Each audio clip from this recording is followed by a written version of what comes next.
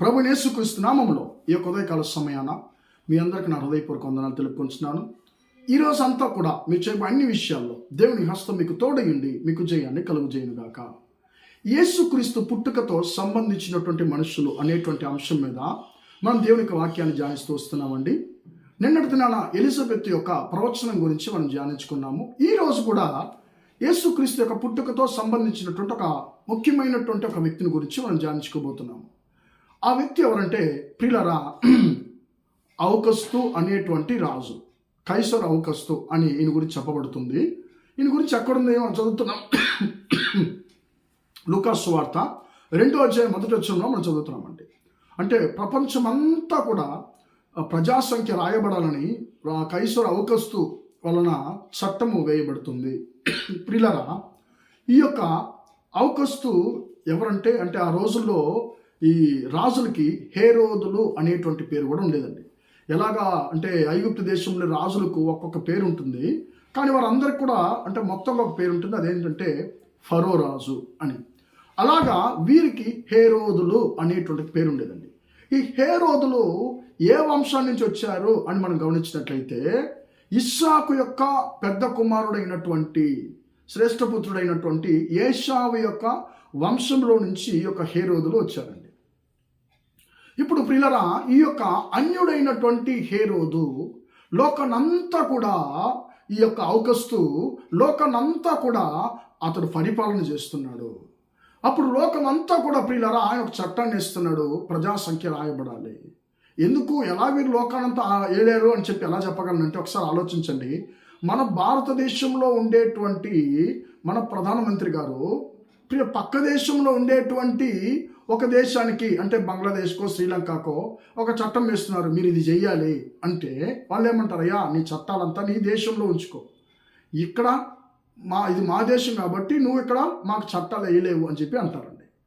కాబట్టి ఇప్పుడు పక్క దేశమే మనం వేసే చట్టాన్ని మధ్య పట్టించుకుపోతే లోకమంతా ఎలా చట్టం వేయగలము?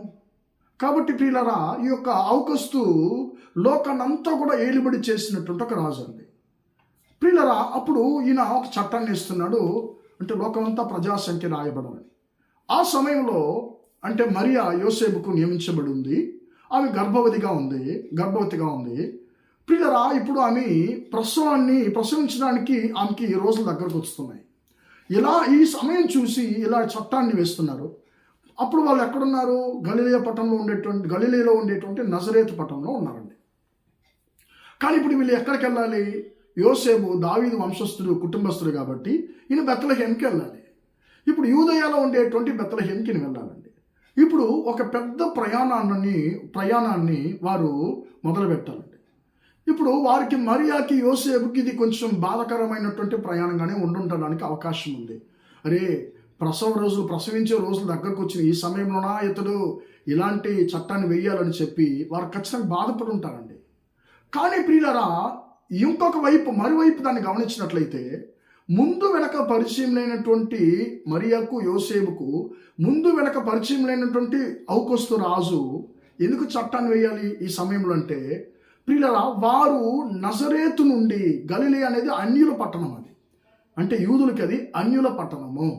అప్పుడు గలిలే ఉండేటువంటి నజరేతు నుంచి వారు అక్కడ ఉన్నారు. ఆ చట్టం వేయకపోతే వారు అక్కడి నుంచి బయలుదేరేవారు కాదు, బెత్లెహేముకి వెళ్ళేవారు కాదు. ఇప్పుడు ఆ చట్టం వేయబడింది కాబట్టి అంటే వేరే మార్గం లేకుండా వారు ఏం చేశారు? అక్కడి నుంచి బెత్లెహేముకి వెళ్ళారండి. చాలా ఇబ్బందులు పడి ఉంటారు.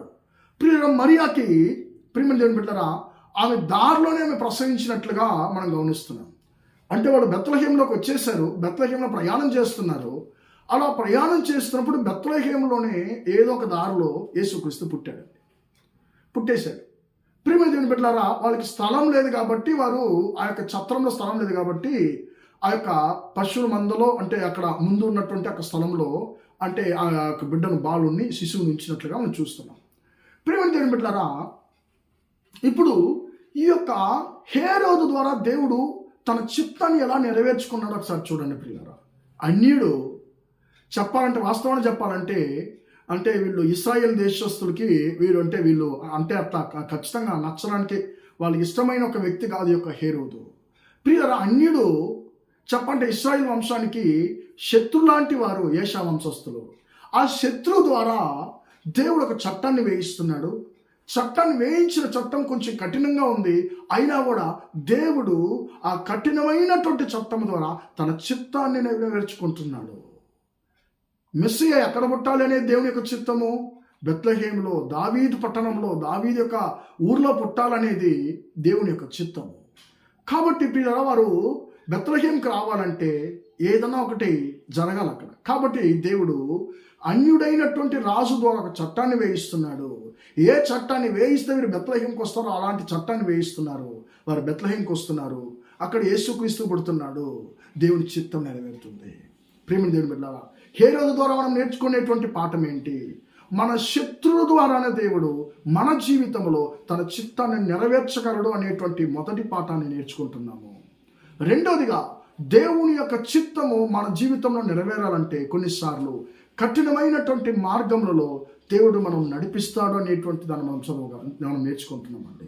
మరియాకు, యోసేపుకు అది కొంచెం కఠినమైనటువంటి ప్రయాణమే, అయినా కూడా ఆ కఠినమైన ప్రయాణము వారి జీవితంలో దేవుని చిత్తాన్ని నెరవేర్చింది. ప్రేమ దేవుని పెట్టారా, ఈ యొక్క హేరోదు ద్వారా మనం నేర్చుకునేటువంటి పాఠం ఏంటి? శత్రువుల ద్వారా దేవుడు మన జీవితంలో తన చిత్తాన్ని నెరవేరుస్తాడు. కొన్నిసార్లు ఆ చిత్తం నెరవేరాలంటే మనము కొన్నిసార్లు అంటే కష్టమైనటువంటి ఇరుకు మార్గము ద్వారా, ఉపద్రవాల ద్వారా కొన్నిసార్లు మనము నడిచి వెళ్ళాలి. అప్పుడు మన జీవితంలో దేవుని చిత్తము నెరవేరుతుందనేటువంటి పాఠాన్ని మనం నేర్చుకుంటున్నాము. యేసుక్రీస్తు యొక్క పుట్టుకను జ్ఞాపకం చేసుకుంటున్నటువంటి ఈ రోజుల్లో మన చిత్తాన్ని మన జీవితంలో తన చిత్తాన్ని మన శత్రువుల ద్వారా దేవుడు నెరవేర్చబోతున్నాడు అనేది ఎంత సంతోషకరమైనటువంటి విషయం అండి. ప్రియమ దేవుని బిడ్డలారా, మన దేవునికి మన జీవితాన్ని అప్పగిద్దాం. అయ్యా, నా జీవితంలో నీ చిత్తాన్ని నెరవేర్చయ్యా అని చెప్పి అప్పగిద్దాం. ప్రార్థన చేద్దాం. ప్రేమగల మా తండ్రి, దయగల దేవ, ఇంతవరకు తండ్రి మాటలు విన్న మీ బిడ్డలు మీరు దీవించండి, ఆశీర్వదించండి అయ్యా.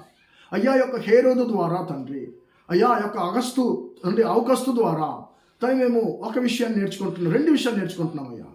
తండ్రి, శత్రువు ద్వారా కూడా మీరు మా జీవితంలో మీ చిత్తాన్ని నెరవేర్చే దేవుడు తండ్రి. మేము ఆ చిత్తం నెరవేరాలంటే కొన్నిసార్లు మేము ఇరుకు మార్గములలో, ఇబ్బందులలో, సమస్యలను గడిచి వెళ్ళాలనేటువంటిదని మాకు నేర్పించారయ్యా. నీ చిత్తానికి మమ్మల్ని అప్పగిస్తున్నాను. ఈ మాటలు వింటున్న ప్రతి ఒక్క సహోదరుల జీవితంలో తండ్రి మీ యొక్క చిత్తం నెరవేరును గాక అని యేసు నామములో ప్రార్థించి అడిగి కొంచున్నాను తండ్రి. ఆమేన్, ఆమేన్. ప్రియమైన వాళ్ళారా, దేవుడు దీవించి ఆశీర్వదించును గాక. Praise the lord.